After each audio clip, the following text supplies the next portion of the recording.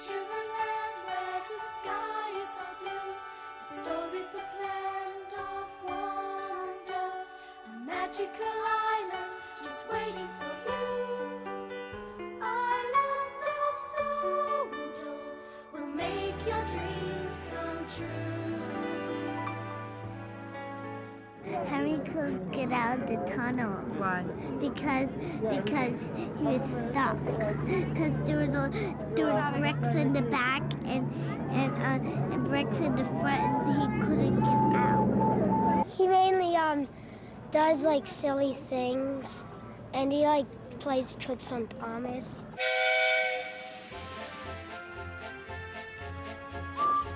Thomas the Tank Engine puffed happily along his branch line with Annie and Clarabelle. Sir Topham Hatt was waiting on the platform. He looked at his watch. "Well done, Thomas. You are right on time and really reliable." "Thank you, sir," whistled Thomas. "Ooh, right on time and really reliable," hummed the coaches. But the big engines were not feeling cheerful at all. "Where's Percy?" mumbled Henry. "He's supposed to fetch our coaches." "We get no rest," complained James. He edged angrily onto the turntable and spoke rudely to Henry. "What's the matter, Henry? There's no rain today. Stop worrying and do some work instead."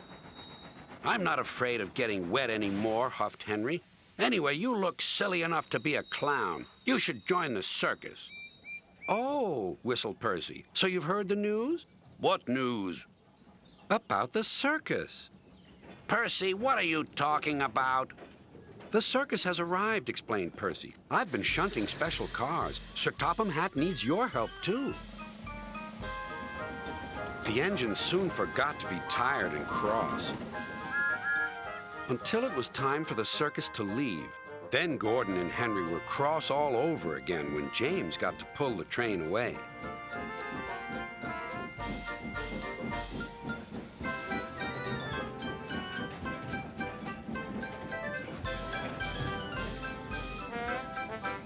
A little later, Sir Topham Hatt returned. "Come along, Henry. A tunnel is blocked down the line. You must take some workmen to investigate."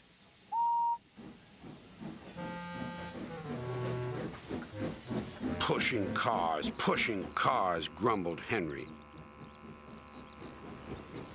They stopped outside the tunnel. The workmen went inside. It was very dark and quiet, but not for long. "Help!" shouted the workmen, and they ran out. "We started to dig at the block, but it grunted and moved," one said. "Rubbish," said the foreman. "It's not rubbish. It's big and alive. We're not going in there again." "Right," said the foreman. "I'll ride in the cars and Henry shall push it out." "Wheesh," said Henry unhappily. He had been shut in the tunnel for being afraid of the rain, but this was worse. Something big and alive was inside. "Peep, peep. I don't want to go in." "Neither do I," said his driver, "but we must clear the line." Oh, dear, puffed Henry.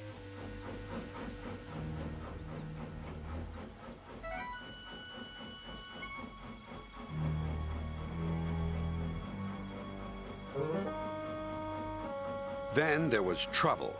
The block was indeed alive and very strong. It began to push the train backwards. Out of the tunnel came Henry, then the cars, and last of all, a large, cross elephant. "Well, I never!" cried the foreman. The workman gave him some cake. He drank 3 buckets of water and was just about to drink another when Henry let off steam. Cried the elephant. Water went all over Henry. Poor Henry. The elephant and his keeper were soon reunited, but Henry was most upset. "An elephant pushed me. An elephant hooshed me." That night he told the other engines all about it.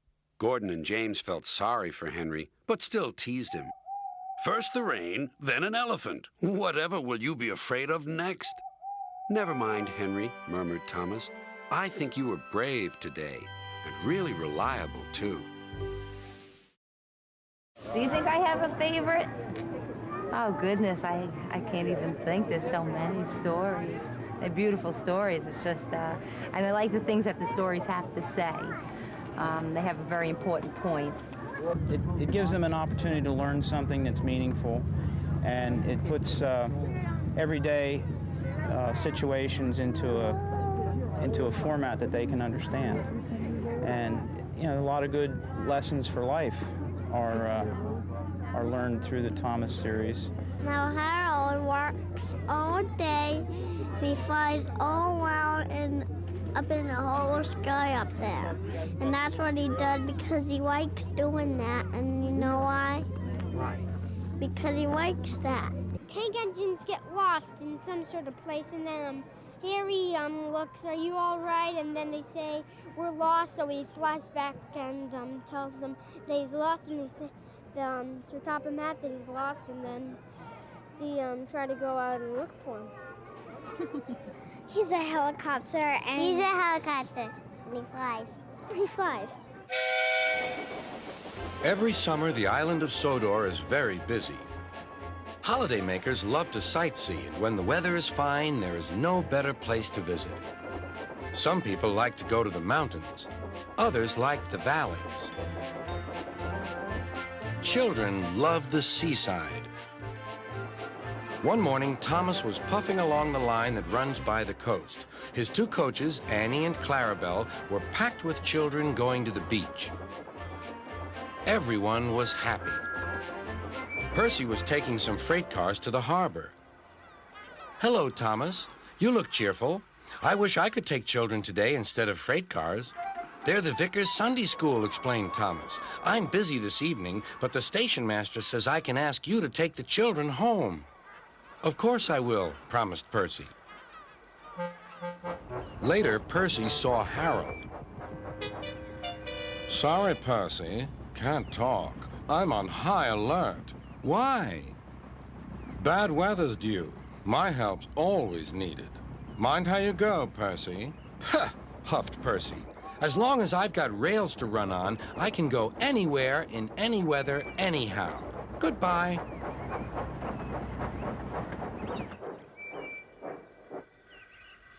"Be careful," warned Edward. "There's a storm coming." A promise is a promise, thought Percy, no matter what the weather. The children had a lovely day, but by tea time, dark clouds loomed ahead. Annie and Clarabelle were glad when Percy arrived. He was just in time.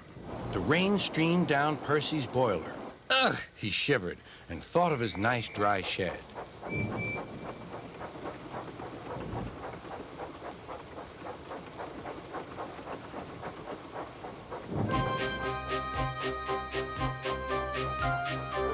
Percy struggled on past coastal villages and into the countryside. The river was rising fast. "I wish I could see! I wish I could see!" complained Percy as he battled against the rain. More trouble lay ahead.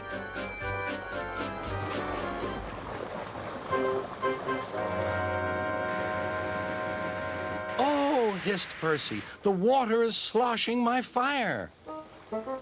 Percy's driver and fireman had to find some more firewood. "I'll have some of your floorboards, please," said the fireman to the conductor. "I only swept the floor this morning," grumbled the conductor, but he still helped. Soon Percy's fire was burning well. He felt warm and comfortable again. Then he saw Harold. "Oh, dear," thought Percy. "Harold's come to laugh at me." Something thudded onto Percy's boiler. "Ow!" exclaimed Percy. "He needn't throw things." "It's a parachute," laughed his driver. "Harold's dropping hot drinks for us." "Thank you, Harold," whistled Percy. "Good to be of service." replied Harold, and buzzed away. The water lapped Percy's wheels. Percy was losing steam again, but he plunged bravely on. "I promised," he panted. "I promised." He made one more big effort, and at last, exhausted but triumphant, he brought the train home. "Well done, Percy," cheered Thomas. "You kept your promise, despite everything." Sir Topham had arrived in Harold. First he thanked the men, then Percy. "Harold told me you were a wizard. He said he can beat you at some things, but not at being a submarine. I don't know what you two get up to sometimes, but I do know that you're a really useful engine." "Oh, sir," whispered Percy happily.